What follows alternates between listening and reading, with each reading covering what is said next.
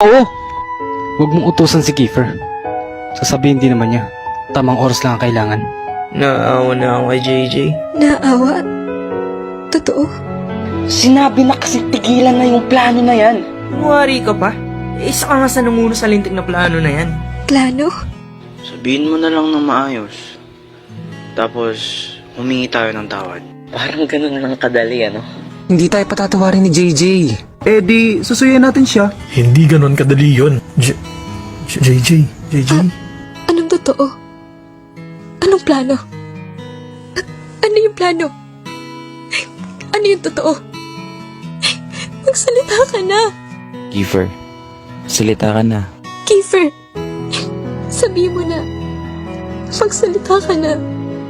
Anong planong yun? Anong totoo? Tangay na, sabihin mo na!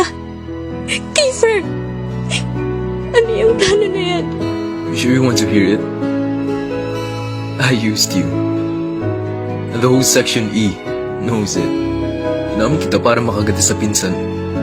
Oh wait, sa kapatid mo pala.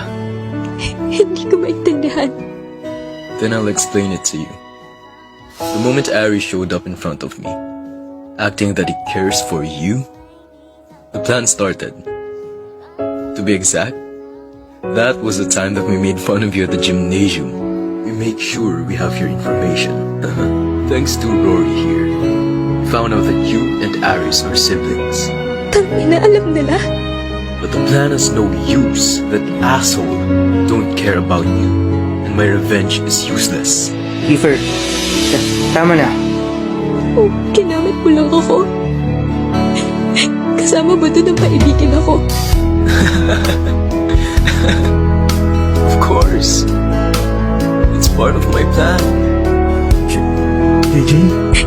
Alam mo, kasama ka sa nagplano. Kasambot ka din. I'm sorry, Jay.